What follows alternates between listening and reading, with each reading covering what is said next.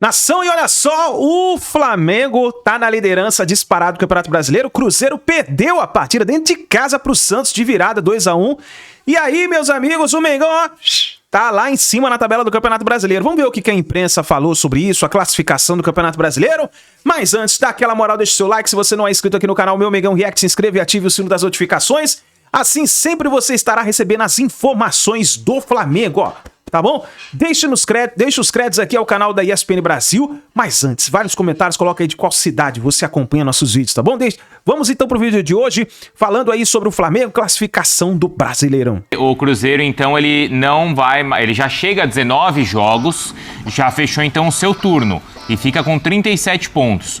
O Flamengo tem 18 jogos, prof. Sabor amargo pro Cruzeiro se olhar essa classificação, né? Pelo que foi o jogo. Então, como é que é o negócio? Flamengo 18. O Flamengo tem 18 e o jogo que falta pro Flamengo pagar é contra o Sport. Tá? No Recife. Mas é o Sport. Lembrando que esse é um jogo muito grande. É verdade, tem isso. O Flamengo pode chegar a 43 com 19. O Cruzeiro tem 37 com 19. E o Palmeiras só tem 17 jogos. O Palmeiras tem 17. Pode chegar a 42. Ele pode chegar a 42. Opa. O Flamengo pode chegar a 43. O Palmeiras, se vencer os dois jogos.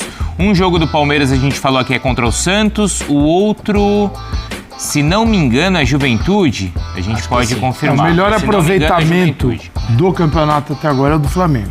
Seguido pelo Palmeiras. Seguido pelo Palmeiras. Isso aí. O chamado pontos perdidos, que antigamente a gente fazia a classificação por pontos perdidos. Perdeu menos pontos. E... Bravo Mirassol, não, o Bravo Mirassol, né? O Mirassol aparece ali, cara, de intruso, né? Ótimo. O Mirassol... Que é o adversário do Cruzeiro na próxima rodada. Perdeu uma posição. E o Mirassol, assim, é aquela equipe que, tudo bem, quando vem da segunda divisão, você sobe, é de se primeiramente colocar numa situação de não voltar. Sim.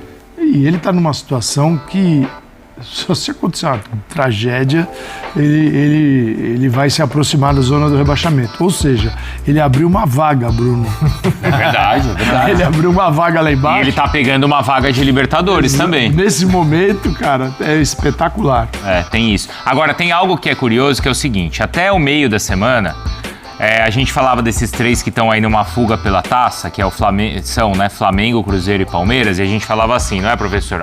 Mas o Cruzeiro pode ter uma vantagem, porque Flamengo e Palmeiras vão estar divididos em outras competições, e o Cruzeiro talvez tenha o Campeonato Brasileiro, talvez tenha a Copa do Brasil.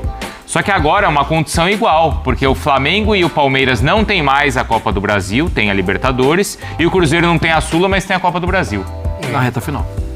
Na reta final. Agora, em relação ao Campeonato Brasileiro, a data para o Cruzeiro é a mesma. Né? Data de jogo de Copa do Brasil é data que você não tem brasileiro. Tá? Então, Não entendi, prof, desculpa. Não, o Cruzeiro tem outra competição que é a Copa do Brasil. Isso. Eles têm a Libertadores. Isso. Então, o Cruzeiro, as datas do Cruzeiro são só as que não tem Campeonato Brasileiro. Não é isso? Mas quem tá na Libertadores, tá na Libertadores. Fora a questão das viagens. Tem as viagens. As viagens são mais longas. Os dois têm a mais. Agora, por exemplo... Vai ter que ir pra Lima. Vai pra Lima. O Flamengo é Porto Alegre. Então, mais desgaste. É mais desgaste. E o desgaste tem sido importante. O Cruzeiro só tem uma competição, mas a Copa do Brasil pesou muito no jogo de hoje. O que foi a história daqueles jogos com o CRB. E durante a coletiva... Desculpa, aqui embaixo. E durante a coletiva, faltou também cobrar um pouco mais do Jardim a solução. Se o Cruzeiro tivesse dado uma solução melhor no primeiro jogo com o CRB, não teria se desgastado tanto no segundo. Se o Cruzeiro tivesse dado uma solução melhor para o primeiro tempo do jogo de hoje, talvez não precisasse tanto do segundo. Mesmo tendo o Caio Jorge sendo artilheiro do campeonato. Né? Mas hoje, no contexto dos dois jogos, vitória difícil do Palmeiras, apertada contra o Ceará e derrota do Cruzeiro para o Santos, o torcedor do Flamengo passou a valorizar muito mais o que o Flamengo fez contra o Mirassol. Porque por ter vencido ali de forma apertada, tomou uma pressão do Mirassol, o torcedor fica, mas contra o Mirassol, esse elenco milionário, o abismo que existe entre os dois times, era para jogar muito mais.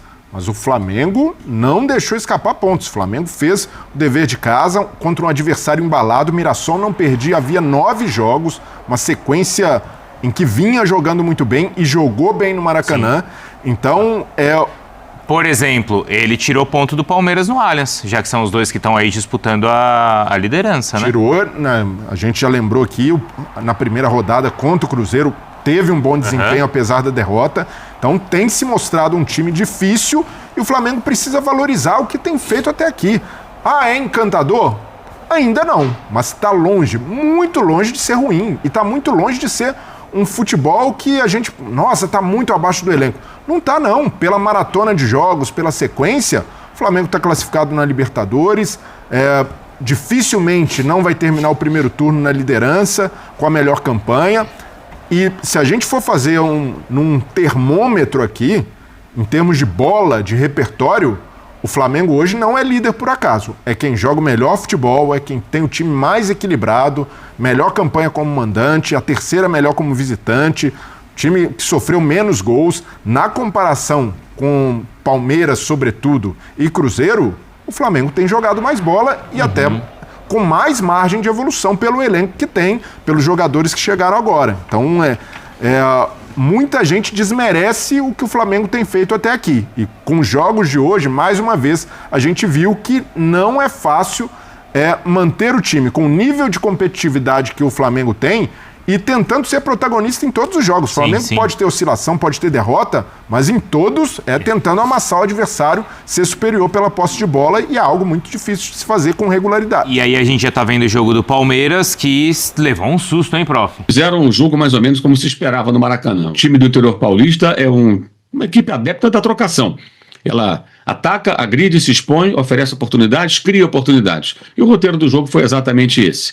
O Flamengo consegue uma vitória importante que mantém o time na liderança do campeonato, assegura essa posição de primeiro colocado no turno inicial, no primeiro turno da competição, com uma rodada de antecedência, porque ele tem um jogo atrasado a disputar contra o Sport em Recife, em data ainda não marcada. E o Mirassol garante também ali que vai ficar numa boa posição nesse primeiro turno, porque tem 2 jogos ainda a fazer. Perdeu uma invencibilidade de 9 jogos, mas mostrou aquelas suas características já conhecidas do Maracanã. Um time ousado, um time que se expõe, mas que agride e cria, tomou 2-0, no momento que o jogo estava muito mais equilibrado, até com momentos de superioridade do time do interior paulista, e acabou descontando com o gol do Gabriel, numa falha coletiva do Flamengo. Ninguém protegeu a frente da área, e o ex-jogador do Clube Carioca fez o gol do Mirassol, que reabriu a disputa, né, que parecia ali encaminhada para uma vitória rubro-negra, levando até os instantes finais, com quase o Mirassol chegando aos 2-2. O Flamengo também perdeu oportunidade, perdeu chances claras no jogo de muitos erros defensivos também, gerados até pela postura do time do Mirassol, que, como eu disse, se arrisca e também oferece risco para o adversário. Uma equipe bem montada, que vive um bom momento, não sabemos se conseguirá manter esse ritmo, esse pique até o final do campeonato, mas que nesse momento está em ótima fase e foi, como se imaginava, um adversário muito difícil para o líder do Campeonato Brasileiro.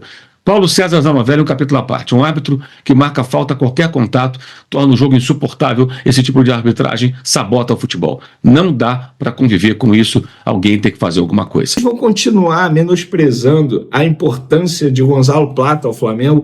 Eu não estou falando isso porque ele fez gol ontem, não. Eu venho elogiando o Gonzalo Plata há muito tempo. E sempre que eu elogio, vem alguém e fala: ah, mas ele é atacante e não faz gol. Gente, e a quantidade de gols que o Flamengo faz por causa do bom trabalho dele em campo? As movimentações para abrir espaço no setor defensivo adversário, os passes pré-assistência que não entram em scout, não entram em estatística, porque muita gente gosta de analisar desempenho de jogador só através de números. Números são importantes, mas não é para você tirar uma conclusão em cima de um jogador, se ele é importante ou não para um time, só pelos números. Até porque o Gonzalo Plata, ele é muito mais que número. Pelo contrário, gente, ele faz muita coisa no setor ofensivo. E só observa isso quem vê de perto a movimentação dele.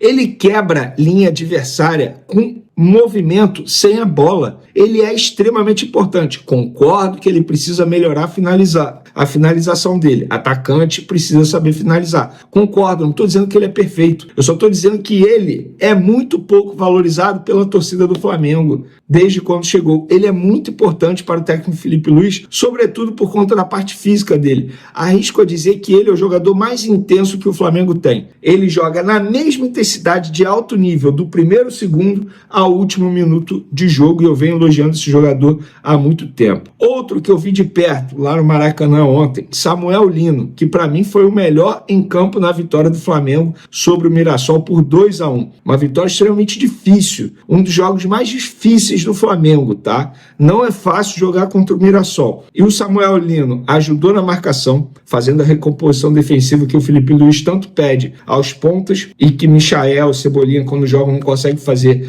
dessa maneira, suprime como o Samuel Lino faz. Ele foi muito bem no ataque, ele quebra a linha do Mirassol no jogo com dribles. É um jogador muito importante, intensidade alta também, isso precisa ser dito. Jogador que tem saúde, muito bem fisicamente e uma noção tática absurda. O jogo dele sem a bola chama muita atenção. O período que ele ficou na Europa, no futebol português e depois no futebol espanhol, lá no Atlético de Madrid, inclusive, fez muito bem ao Samuel Lino. O cara tem uma noção tática absurda. E repito, gente, vocês só conseguem observar isso olhando muito de perto. E eu fiquei analisando cada movimento do Samuel Lino. Que jogador é o Samuel Lino? Se antes eu já achava que os 22 milhões de euros, mais os 3 milhões em metas, foram valores bem pagos pelo Samuel Lino, eu agora continuo achando muito bem pago e acho que ele é titular absoluto nesse time do Flamengo. Chegou sendo titular, não tem como. E o Arrascaeta, para mim, é um gênio. Gente, eu vi, foi na minha frente, aquele passe pro gol do Gonzalo Plata. Aquilo ali é pornográfico, gente. É um absurdo, é um absurdo. Ele não fez uma grande partida, mas é muito bom ver o Arrascaeta jogar. Ele é muito inteligente, ele pensa muito rápido. Quando a bola ainda nem chegou nele, ele já pensou no que vai fazer e ele dá uma letra. Olha, jogar com o Arrascaeta não deve ser fácil. Você acompanhar o raciocínio dele, a inteligência dele, não é nada fácil. Joga muita bola o Arrascaeta, muita bola mesmo. Mas, infelizmente, está suspenso para o primeiro jogo das oitavas de final da Libertadores nessa quarta-feira. Aí a ver o que o Felipe Luiz vai fazer. Eu acho que ele vai botar o Gonzalo Plata na vaga do Arrascaeta, vai manter o Pedro centralizado, Luiz Araújo na ponta direita e Samuel Lino na ponta esquerda. Eu, particularmente, acho que ele vai fazer isso e vou concordar 100% se ele fizer isso. Agora, galera, na boa mesmo, quem me acompanha aqui, chegou o momento da torcida abraçar o time do Flamengo. Eu ontem cheguei ao Maracanã, eu tive a oportunidade de ficar lá no Maracanã mais, quando eu estava pegando meu primeiro copo d'água, me para um torcedor que deve me acompanhar aqui no SBT, no Twitter, no Instagram. Vene, será que essa crise hoje acaba? Eu virei para ele, assim, tem testemunha, tá? As pessoas que estavam ali servindo água, eu virei para ele e falei, que crise? Aí ele ficou assim, meio... Aí eu, que crise? Gente, que crise é essa que estão vendo no Flamengo? Eu não tô falando isso por causa do resultado de ontem, não, porque isso aconteceu antes do jogo. Aí eu, que crise? Não tem crise no Flamengo. Ou a torcida abraça o time e vê que o planejamento que foi montado está sendo seguido. O Flamengo não abandonou a Copa do Brasil. O Flamengo foi eliminado por conta de um erro individual no Maracanã, na minha concepção, porque no jogo da volta venceu o jogo, jogando melhor que o adversário, no caso o Atlético Mineiro. Não tem crise nenhuma. O Flamengo é o líder do Campeonato Brasileiro. Daqui a pouco o Cruzeiro joga com 40 pontos em campeonato de ponto corrido do Brasileirão. Que crise é essa, gente? Então, torcedor, para de ficar reclamando de tudo. Chegou o momento de abraçar o time, abraçar a causa. Pelo menos é a minha concepção. Quero a opinião de vocês. Ó, galera, o Palmeiras acertou a contratação do goleiro Carlos Miguel, aquele cria do Corinthians que estava no Nottingham Forest, que estava lá, não iria ser aproveitado, queria sair do time inglês. Muitos torcedores do Flamengo pediram aqui a contratação desse jogador ao Flamengo e agora o Palmeiras acerta a contratação desse atleta por 4 milhões de euros, dá em torno de 26 milhões de reais junto ao Nottingham Forest. Essa informação foi publicada primeiro pelo UOL, que eu confirmei, então o jogador está a caminho do Palmeiras. O Palmeiras hoje tem 3 bons goleiros, tá? O Everton, Carlos Miguel e Marcelo Lomba. Eu acredito que o Lomba irá sair em dezembro, que é quando acaba o contrato dele. Mas por que eu estou dizendo isso? Eu venho pedindo a contratação de um goleiro do Flamengo. E isso não é uma crítica ao Rossi, eu não estou aqui desmerecendo o Rossi. Mas se o Rossi se machuca, o que é totalmente possível, todo jogador que entra em campo tem o risco de se machucar, quem vai entrar no lugar dele? Vocês vão confiar no Matheus Cunha, com a cabeça no Cruzeiro, pré-contrato assinado com o Cruzeiro? Eu não vou confiar. É por isso que eu falo, o Flamengo deveria contratar o goleiro já nessa janela de transferência. Pelo menos é a minha opinião. Você não ter um goleiro, você põe em risco todo o planejamento da temporada. Enfim, fica aí a minha opinião.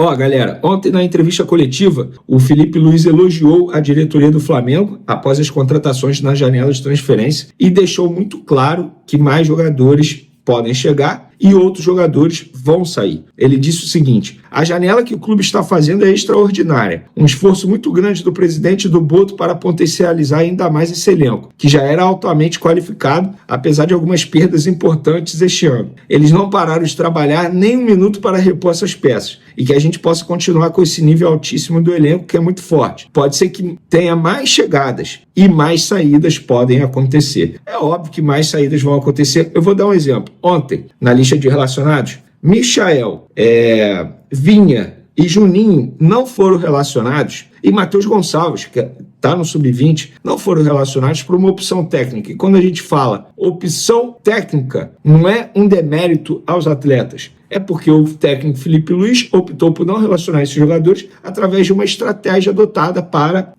pensando no duelo. Por exemplo, o Vitor Hugo, que nem inscrito na Libertadores está, foi relacionado ontem. Por quê? Porque ele precisava de volante. Ele entende que o Vitor Hugo atua de volante. Ele mesmo citou que o elenco está grande, extenso, tem muitos jogadores. O que isso quer dizer? Que em alguns jogos, uns não serão relacionados por uma opção técnica. E por isso, saídas acontecerão. E quais jogadores podem sair? Vamos lá, informação. Michael pode sair. E aí, o Flamengo hoje tem 3 laterais esquerdos: Alexandro, Ayrton Lucas e Vinha. Um pode sair. O Ayrton Lucas é sempre um jogador que é sondado por vários clubes, Rússia, onde ele já jogou, inclusive, mundo árabe. Um desses jogadores pode sair. Matheus Gonçalves, a gente sabe que o CSKA tem negociação em andamento com os empresários do atleta, ainda não fizeram a proposta ao Flamengo para contratar esse jogador, mas o Flamengo, que quase vendeu o jogador ao Cruzeiro, entende que se chegar uma boa proposta, o Flamengo vai fazer negócio. E ainda tem o Cebolinha. Esse caso é mais complicado para o Flamengo, porque o contrato dele acaba em dezembro do ano que vem, ou seja, é um contrato curto. O que vai fazer um clube? Hoje, nenhum clube brasileiro pode contratar o Cebolinha porque ele não pode jogar a Série A. Não faz sentido. Alguém do exterior vai chegar aqui e vai pagar o salário que Cebolinha recebe atualmente no Flamengo e ainda investir alto para tirá-lo do Flamengo? Acho muito pouco provável. É muito melhor esse clube esperar o fim da temporada, que aí o tempo de contrato dele com o Flamengo vai estar menor, e aí o Flamengo vai ser, entre aspas, obrigado a aceitar um valor menor. E não vai ter uma renovação de contrato. Ou o Flamengo vende até a próxima janela de transferência, ou vai perder o jogador de graça. Então, esses jogadores podem sair. Quem pode chegar, eu ainda não tenho nenhuma informação, mas eu acredito que goleiro eles vão contratar, obviamente. Por exemplo, fala-se muito de um centroavante. E por falar em centroavante, galera, já vão se acostumando, tá? Nessa nova, digamos, fase do Pedro, ele vai fazer menos gols, porque a função dele tá mudando. Tá mudando e muito. E digo mais, ele fez bom jogo ontem. Só que aqueles que gostam de analisar apenas o centroavante que faz gol, esse não será o Pedro, fazendo de 30, 40 gols, não. A função dele mudou. Ele vai fazer menos gols, porém ele vai cumprir mais funções para o time. Inclusive, o Flamengo está aí, nitidamente no mercado, em busca do seu travante com características diferentes às do Pedro. Não porque quer tirar o Pedro do Flamengo, não é isso. Mas quer ter mais opções ao elenco. Então, essas são as informações de... Aí são as últimas informações do Flamengo. E olha só, o Cruzeiro perdeu hoje para o Santos de virada 2-1 e ficou estacionado na segunda colocação do Campeonato Brasileiro. Nesse momento, o Flamengo é o líder isolado com 40 pontos, com um jogo a menos que o Cruzeiro ainda, hein? Se o Flamengo vence a partida atrasada, o Flamengo chega a 43 pontos, se distancia 6 pontos do Cruzeiro. Vamos ver o que vai acontecer, né? Na segunda colocação, Cruzeiro 37, Palmeiras na terceira com 36, o Bahia na quarta colocação com 30, o Botafogo na quinta com 29 e Mirassol na sexta colocação, que está fazendo um excelente campeonato com 28 pontos. Aí vem o São Paulo na sétima colocação com 28, na oitava o Bragantino com 27, o Bragantino que está vindo de 5 derrotas seguidas, meu amigo. O Fluminense na nona colocação com 24, O Atlético Mineiro na 10ª com 24, o Internacional 11ª com 24, o Ceará 12ª com 22, o Corinthians 13ª com 22, o Santos 14ª 21, o Grêmio 15ª 20, o Vitória na 16ª 18, na 17ª o Vasco com 16, na 18ª o Fortaleza com 15, 19ª o Juventude com 11 e nesse momento ainda tá terminando a partida do Sport, que é o Lanterna na 20ª colocação no Campeonato Brasileiro. Tá aí, nação, é isso daí. Obrigado por você estar aqui até o final do vídeo. Mengão na liderança, hein? Deixe seu like, se inscreva no canal e assim que a gente tiver mais informações do Flamengo, vamos trazendo pra vocês. A gente se vê no próximo vídeo.